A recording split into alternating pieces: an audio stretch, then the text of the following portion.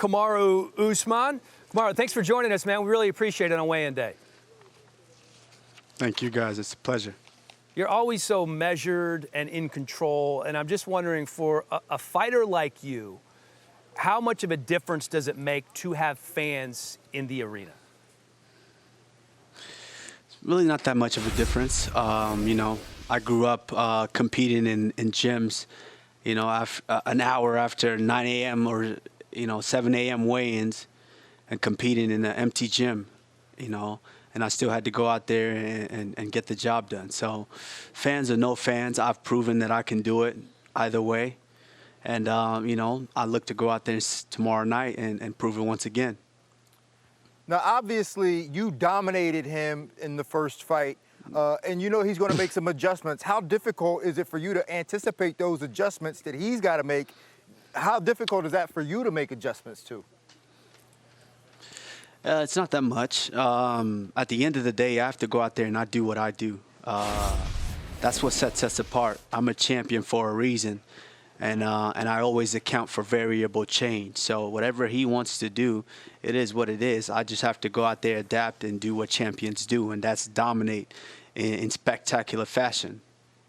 Kamaru, it seems like for so much of your career, you have been working so hard to earn the respect, not just of fans, of media, but of the fighters as well. How much is this fight about respect? Because Jorge is not the guy that you had to fight. As you said in the press conference, you chose him.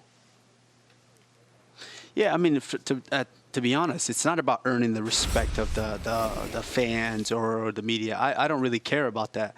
What I care about is the hard work that I put in. I want that to go out there and show. And that's the reason why I picked this guy, because I wasn't necessarily satisfied with the result and the way that I felt, the result in myself, how I felt at the end of that first fight. I don't feel like I got my fix, my competitive fix, and which is why I chose this fight again.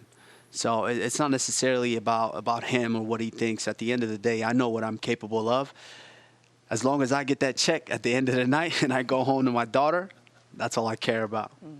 Usman, I saw you on the cover of ESPN Magazine. You got the scarf on. But tell me, did you have to give him the lick and squint? The lick and... Usman, did you give him the lick and squint? That's my boy. Even dehydrated. Usman.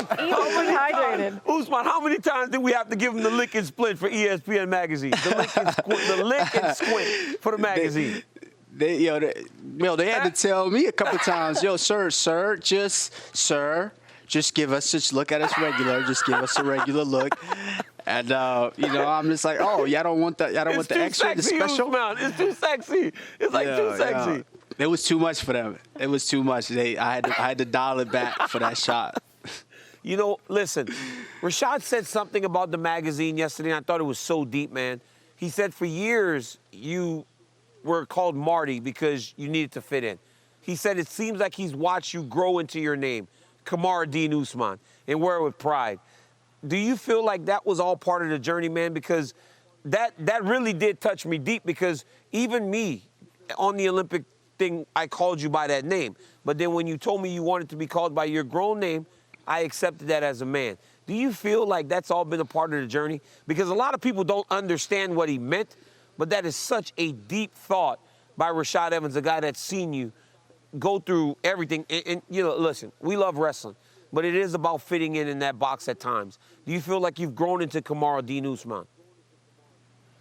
Absolutely, absolutely. And that's a remarkable statement by Rashad, because that's very, very true. It's very, very accurate. In the wrestling world, I just came in, and here I am doing something that I've never done or never seen before. And the coach is like, oh, I can't pronounce that. I'm not going to say your name. I'm going to call you this.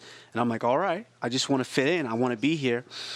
And the better that I got, the more and more I started to progress up that ladder. The name started to reign a lot more, to where it spills over to college, and the name continues to reign to where now I'm excelling to the heights. And of course that name is going to reign, which is why Ben Askren brought that up. I mean, if you think about us, Ben Askren wrestled before I wrestled. And, he had his accolades and was already gone. But he started hearing the name of this this kid, this Marty from Nebraska, he started hearing that. That's a dude from Nebraska that's killing dudes, that's tearing dudes up on the wrestling mat. To where now, in the MMA world, it's time for me to be known by my actual name, because I'm not wrestling anymore. I'm not trying to fit into that world. I'm standing tall and I'm standing alone as the undisputed champion of the world, and that is Kamaru Usman, the Nigerian Nightmare. Now, Marty, we've seen so many champions sort of fall to the pressure of actually being the champion and not be able to maintain that. You seem to have done a really good job of maintaining your composure, keeping your same work ethic. What do you attribute that level of mentality to? Well, you mean Kamaru, not Marty. Marty was the wrestler. Kamaru is the champion you see before you. I attribute it to competition. DC, you can attest to this. We can't really explain why we just want to go out there and on a wrestling mat, train very, very hard, go out there and just do battle for 7 minutes.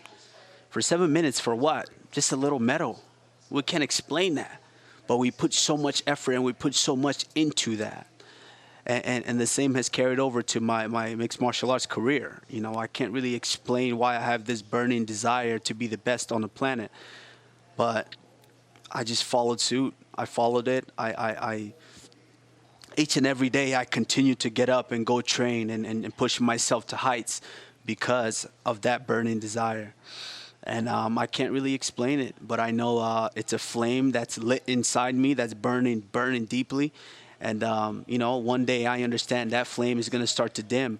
But right now it's burning. And on Saturday night, I'm going to go out there and really let it shine.